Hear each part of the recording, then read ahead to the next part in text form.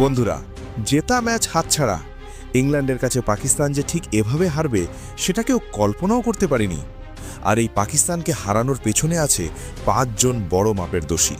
হ্যাঁ, সুপার 8-এ এমন এক ম্যাচ যেখানে একসময় মনে হচ্ছিল পাকিস্তান দল গ্যারেন্টিভাবে জিতবে, কিন্তু সেখান থেকেই সব উল্টে গেল। চলো তোমাদের পুরো ম্যাচটা সহজ ভাষায় বুঝিয়ে দিই। এছাড়া এই হারের পর পাকিস্তানের সেমিফাইনালে যাওয়ার রাস্তা কতটা সহজ বা কঠিন সেটাও বলবো তোমাদের। তাই ভিডিওটি অনেকটা ইম্পর্ট্যান্ট হতে যাচ্ছে তোমাদের জন্য। তবে ভিডিও চালু করার আগে বন্ধু একটি লাইক করে দিও, আর এই ব্যাট বল খবর চ্যানেলটিকে সাবস্ক্রাইবও করে নিও। কেমন বন্ধুরা? আজ পাকিস্তান প্রথমে ব্যাটিং করে 20 ওভারে তোলে 164 রান।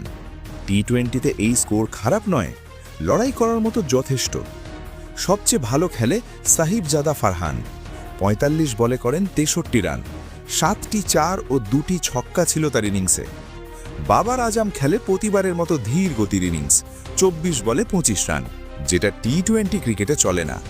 ফখর জামান করেন 16 বলে 25 রান।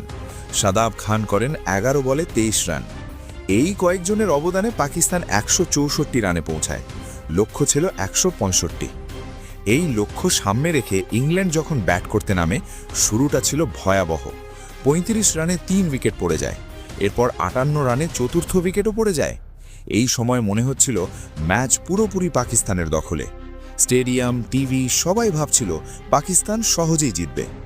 শাহিন আফ্রিদি প্রথম 3 ওভারে 3 উইকেট নিয়ে ম্যাচের দারুণ প্রভাব ফেলেন। উসমান তারিকও শুরুতে 2 উইকেট নেন। সবকিছু ঠিকঠাক চলছিল, কিন্তু এখান থেকেই বদলে যায় খেলার মোড়। হ্যাঁ বন্ধুরা, চতুর্থ উইকেট পড়ার পর ব্যাট করতে আসে হ্যারি ব্রুক, আর সেখান থেকেই শুরু হয় পাকিস্তানের দুঃস্বপ্ন। হ্যারি ব্রুক একাই ম্যাচ ঘুরিয়ে দেয়। তিনি প্রথমে স্যাম কারানের সঙ্গে গুরুত্বপূর্ণ জুটি গড়ে। কারান আউট হলেও ব্রুক থামেননি। তিনি পাকিস্তানের বোলারদের লাইন লেন্থ পুরো নষ্ট করে দেন। চাপের মুহূর্তে পাকিস্তানের বোলাররা ভেঙে পড়ে এবং ইংল্যান্ড সহজেই ম্যাচটিকে জিতে নেয়। এবার আসি মেইন কথায়, কোন 5 জনকে সবচেয়ে বড় দোষী বলা যাবে আজ পাকিস্তানের? বন্ধুরা, এই ম্যাচ হারের পেছনে 5টা বড় কারণ ছিল। মাঝের ওভারে খারাপ বোলিং। শুরুর পর পাকিস্তানের বোলাররা নিজেদের ভালোটা যেন হারিয়ে ফেলে। যেখানে চাপ ধরে রাখার দরকার ছিল সেখানে রান লুটিয়ে দেয়।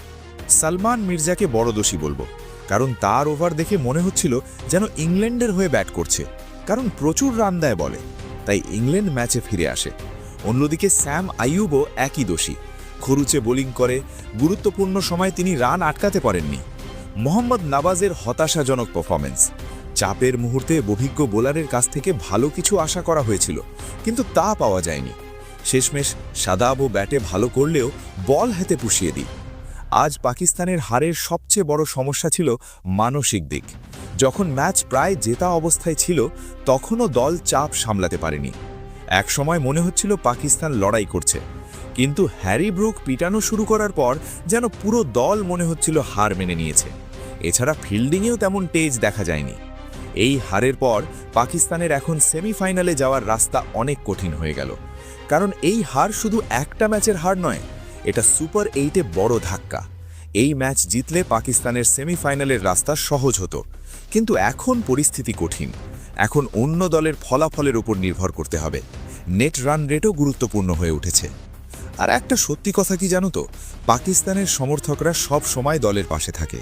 হারলেও সমর্থন দেয়, কিন্তু বারবার জেতা ম্যাচ হারলে সত্যি হতাশা বাড়ে। এই ম্যাচ ঠিক তেমনই, যেখানে জয় নিশ্চিত মনে হচ্ছিল সেখান থেকেই হারল। পাকিস্তান 164 রান করে লড়াইয়ের স্কোর দাঁড় করিয়েছিল। ইংল্যান্ড 35 রানে 3 উইকেটে এবং 58 রানে 4 উইকেট পড়ে গিয়েছিল। সবকিছু পাকিস্তানের পক্ষেই ছিল, কিন্তু হ্যারি ব্রুকের ঝড় আর মাঝের ওভারে খারাপ বোলিং ম্যাচ ঘুরিয়ে দেয়। জেতা ম্যাচ হারার এই ব্যথা দীর্ঘদিন মনে থাকবে পাকিস্তানিদের।